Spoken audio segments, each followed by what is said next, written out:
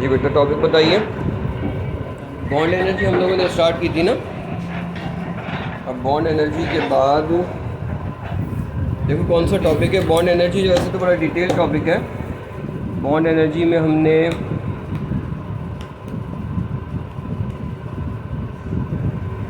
एक ये देख लिया था कि bond energy is inversely proportional to the size. ठीक है, bond energy is inversely proportional to the size of the bonded atoms. क्या मतलब हुआ कि जो HF का बॉन्ड होगा वो स्ट्रॉन्गर होगा एज़ कम्पेयर टू HCl, इसलिए कि बड़े एटम है दूर दूर होंगे, और ये स्ट्रॉन्गर होगा एज़ कम्पेयर टू HBr, ये और बड़े बड़े एटम में और दूर दूर होंगे। ठीक है, और ये इन टर्न स्ट्रॉन्गर होगा HI से, इसलिए कि आयोडीन तो बहुत ही बड़ा है, उसके एटम बहुत ज़्यादा दूर दूर होते हैं। ठीक है, और इसके बाद देखना मुझे बुक देना। साइज़ के बाद जो है ना हमने इलेक्ट्रोनेगेटिविटी डिफरेंस का ही देखा था। बॉन्ड एनर्जी का इलेक्ट्रोनेगेटिविटी डिफरेंस से क्या रिलेशन है? हाँ, बॉन्ड एनर्जी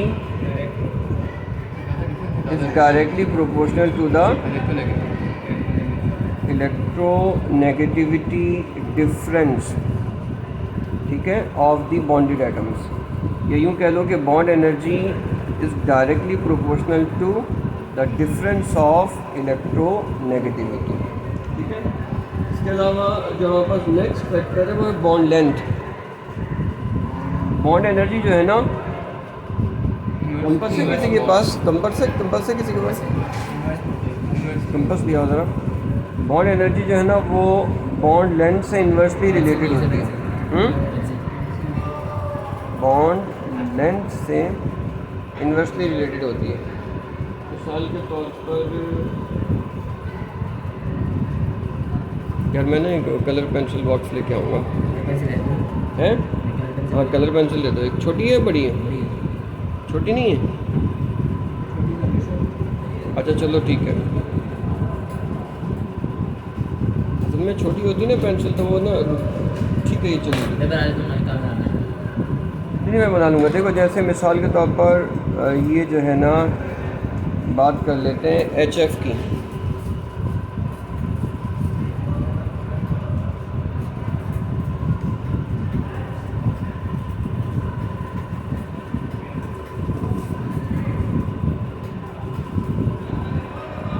ये हमारे पास हाइड्रोजन का एटम है, और इससे देखो ये मिसाल के तौर पर है हमारे पास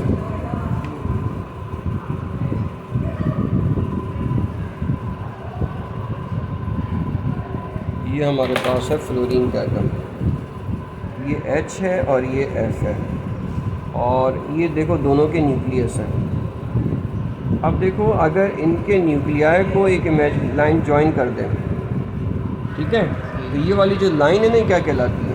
ये वाली जो लाइन है कहलाती है बॉन्ड एक्सिस। यहाँ से लेकर यहाँ तक क्या है? बॉन्ड एक्सिस है। इसी को बॉन्ड लेंथ भी कहते हैं।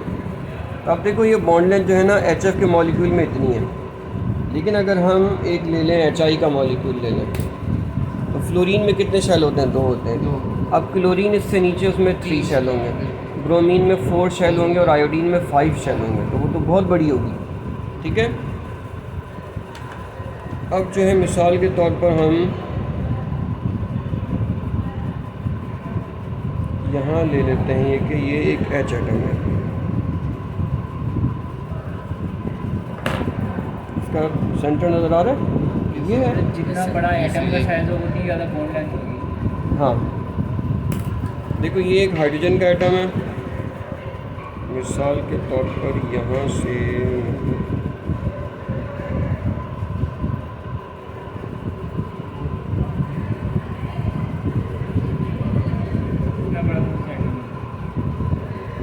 इतना बड़ा तो कोई नहीं होता, लेकिन ये जो मतलब कंपैरेटिवली होते तो नज़र भी नहीं आते, ज़ाहिर इतने छोटे होते हैं, लेकिन इनका रेडियस तो होता है ना।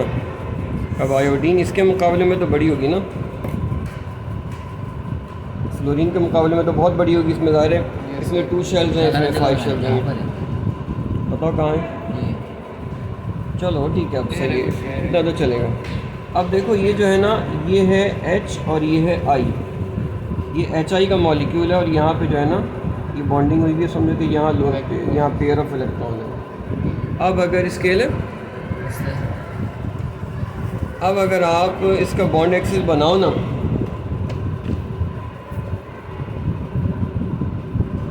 तो इसका बॉन्ड एक्सिस ये है, बॉन्ड एक्सिस, ठीक है। अब ये आपस में जुड़े हुए, ज़ाहिर है कि जुड़े हुए तो एक दूसरे को अट्रैक्ट कर रहे हैं, ये इसको अट्रैक्ट कर रहा है, ये जो है ना न्यूक्लियस इन दोनों इलेक्ट्रॉन को अट्रैक्ट कर रहा है, ये इन दोनों को अट्रैक्ट कर रहा है। ज़ाहिर है न्यूक्लियस ही तो अट्रैक्ट करेगा ना इलेक्ट्रॉन को, और कौन करेगा। अब अगर बॉन्ड तोड़ना हो तो ये इसकी बॉन्ड लेंथ क्या है, इसकी बॉन्ड लेंथ ज़्यादा है, इसकी बॉन्ड लेंथ से मिसाल के तौर पर अगर मैं कह लूँ कि चलो इसकी बॉन्ड लेंथ 3 है सेंटीमीटर, हालांकि होली तो एंगस्ट्रॉम में, और इसकी बॉन्ड लेंथ में मिसाल के तौर पर ये कहूँ कि ये 3 है तो ये शायद 7 हो, ठीक है, सपोज़ किया हुआ हमने। अब कौन से बॉन्ड को तोड़ना ज़्यादा आसान है, ये वाला या ये वाला? नीचे वाला। इस बॉन्ड को तोड़ना ज़्यादा आसान है, इसलिए कि इसमें फासले बहुत ज़्यादा है, ठीक है ना, और इस न्यूक्लियस की अट्रैक्शन होगी इस पे, लेकिन इसके मुकाबले में बहुत कम होगी। जब अट्रैक्शन कम होगी तो इसका मतलब स्ट्रेंथ भी कम है, तोड़ना आसान है। यहाँ पे दोनों न्यूक्लियर इतने नज़दीक हैं कि बहुत स्ट्रॉन्गली जो है ना अपने इलेक्ट्रॉन्स को होल्ड करके रखेंगे, बड़ी ज़बरदस्त अट्रैक्शन हो रही है। तो यहाँ अट्रैक्शन ज़्यादा है, अट्रैक्शन जो है ना हाई हैं, बहुत ज़्यादा है। यहाँ अट्रैक्शन क्या है, न्यूक्लियर की अट्रैक्शन लेस हो रही होगी।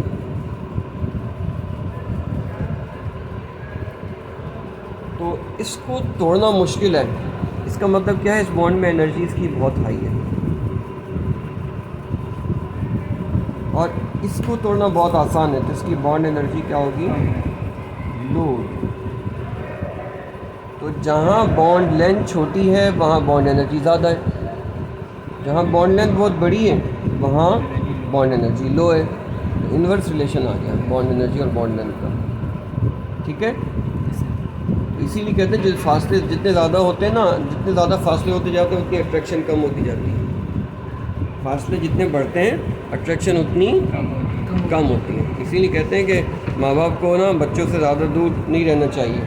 बहुत से ऐसे लोग होते हैं कि जो शौहर है बेचारा सारी ज़िंदगी कमाता है, बाहर कमाते ही रहते हैं, 20-25 साल बाद जब औलादें जवान हो जाती हैं, कहते हैं ना वो हम स्टेबल हो गए, या वो समझते हैं कि हम स्टेबल हो गए, औलाद कबूल करने से इनकार कर देती बाप को। औलाद जो है ना वो दर्जा ही नहीं दे रही होती है। वो ज़ाहिर है बाप का भी चक्कर कितना साल में, 2 साल में, 3 साल में एक दफ़ा लगता होगा, 1 महीने के लिए तो चला जाता होगा। तो बाप की वो सही नहीं रहती, बाप की वो बॉन्ड नहीं बन पाता औलाद से, इसलिए ज़्यादा फासले नहीं होने चाहिए। अच्छा, इसके बाद देखो बॉन्ड लेंथ की हमने बात की, इसके बाद है बॉन्ड ऑर्डर।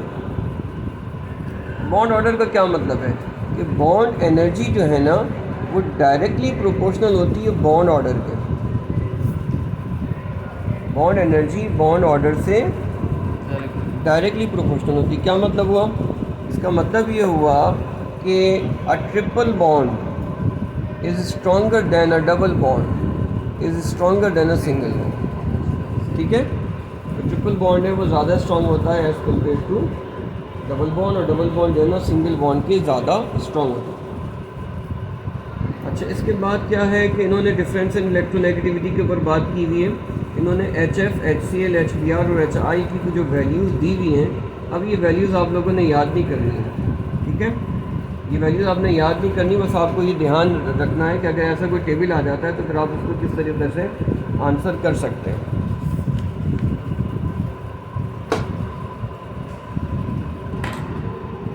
ये देखो, अब ये वैल्यूज़ आपने याद नहीं रखनी, सिर्फ आपको एक एग्जांपल दी हुई है कि हेलोजन और हाइड्रोजन के दरमियान बॉन्ड अगर हो तो HF का जो बॉन्ड होगा ना उसमें उसकी एनर्जी होती है 567, और हाइड्रोजन की इलेक्ट्रोनेगेटिविटी कितनी होती है 2.1, और इसकी होती है फ्लोरीन की होती है 4। तो 2.1 और 4 को माइनस करोगे तो 1.9 आएगा। हाइड्रोजन की कितनी होती है, लिख दो उस पर। हाइड्रोजन की होती है 2.1 और फ्लोरीन की होती है 4। तो डिफरेंस कितना आ गया 1.9। और हाइड्रोजन की तो 2.1 ही है और क्लोरीन की हो गई है 3। तो अब इन दोनों में डिफरेंस हो गया 0.9 का। और ब्रोमीन की कितनी होती है? ब्रोमीन की इलेक्ट्रोनेगेटिविटी तो याद नहीं है, 2.8। हाँ 2.8 होगी, ज़ाहिर है 2.8 होगी ब्रोमीन की ना, 2.8 होगी। अब इनमें डिफरेंस आ गया 0.7 का। और आयोडीन की होगी 2.5। तो इन दोनों में डिफरेंस क्या है? इलेक्ट्रोनेगेटिविटी डिफरेंस हो गया 0.4। तो जब इलेक्ट्रोनेगेटिविटी डिफरेंस बहुत हाई होता है, इसका मतलब है कि एक बहुत ज़्यादा इलेक्ट्रोनेगेटिव है और दूसरा इलेक्ट्रोपॉजिटिव हो जाएगा। तो ये बहुत ज़्यादा पोलैरिटी होगी, तो ये इसकी बॉन्ड एनर्जी बहुत ज़्यादा होगी। और अगर इधर देखो तो इसकी 2.1 है, इसकी 2.5 है। तो इन दोनों में डिफरेंस ना होने के बराबर है।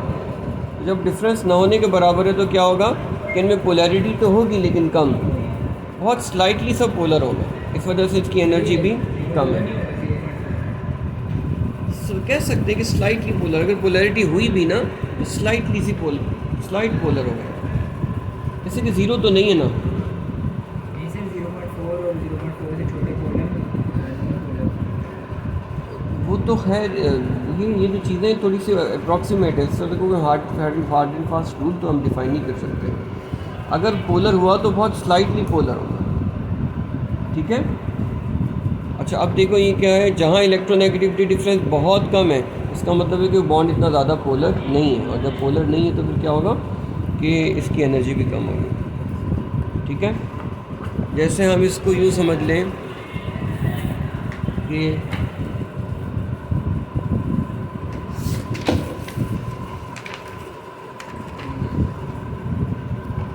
HF के अंदर क्या होता है कि इलेक्ट्रोनेगेटिविटी डिफरेंस बहुत ज़्यादा है। तो ये बहुत ज़्यादा इलेक्ट्रोनेगेटिविटी होने की वजह से इसके ऊपर पार्शियल नेगेटिव चार्ज बहुत ज़्यादा आएगा। और ये याद रखिएगा कि मॉलिक्यूल में जितना पार्शियल नेगेटिव चार्ज होता है उतना ही पार्शियल पॉजिटिव चार्ज होता है। पार्शियल चार्ज का मतलब समझते हो? पार्शियल चार्ज का मतलब होता है ऑलवेज लेस देन 1। इसलिए कि 1 चार्ज होता है आयनिक बॉन्ड में, +1 का आयन और -1 का आयन, ये तो आयनिक बॉन्ड होता है। कोवेलेंट बॉन्ड में +1 और -1 नहीं होता। +1 का मतलब क्या है कि एक इलेक्ट्रॉन बिल्कुल निकल गया, -1 का क्या मतलब है कि एक इलेक्ट्रॉन पूरा का पूरा आ गया। यहाँ सिर्फ पार्शियल चार्जेस होते हैं, यानी इलेक्ट्रॉन डेंसिटी थोड़ी सी शिफ्ट हो रही होती है, ठीक है। अब ये पार्शियल का मतलब मिसाल के तौर पर अगर ये -0.7 है ना, तो मॉलिक्यूल में नेगेटिव चार्ज और पॉजिटिव चार्ज हमेशा बराबर होता है। अगर ये -0.7 है ना मिसाल के तौर पर, तो इसके ऊपर +0.7 हो।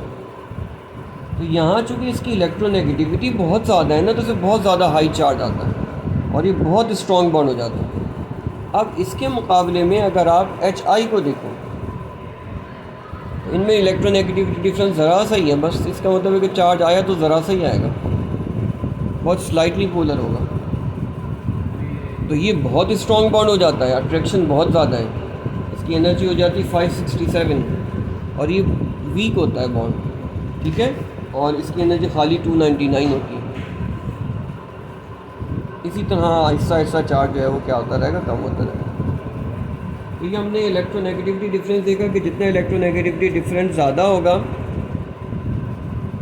जितना इलेक्ट्रोनेगेटिविटी डिफरेंस हाई होगा तो क्या होगा, उतने ही क्या होगा, पोलर बॉन्ड होगा, उतना ही ज़्यादा क्या होगा, पोलर बॉन्ड होगा और उतना ही ज़्यादा स्ट्रॉन्गर होगा। ये छोटा सा भी बन।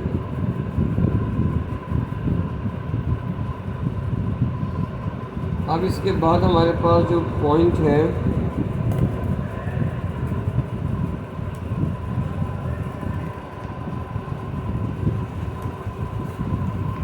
अब इसके बाद जो है ना एक बॉन्ड एनर्जी कैलकुलेट की हुई है।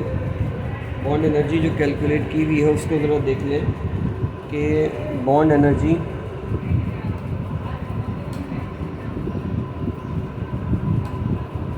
Calculation of bond energy. देखिए बॉन्ड एनर्जी जो आपको कैलकुलेट करनी होती है ना, वो हम कैसे कैलकुलेट करते हैं। मिसाल के तौर पर हम देखें कि एच की जो बॉन्ड एनर्जी होती है ना वो होती है 436 किलो जूल पर मोल। एच की जो बॉन्ड एनर्जी है वो होती है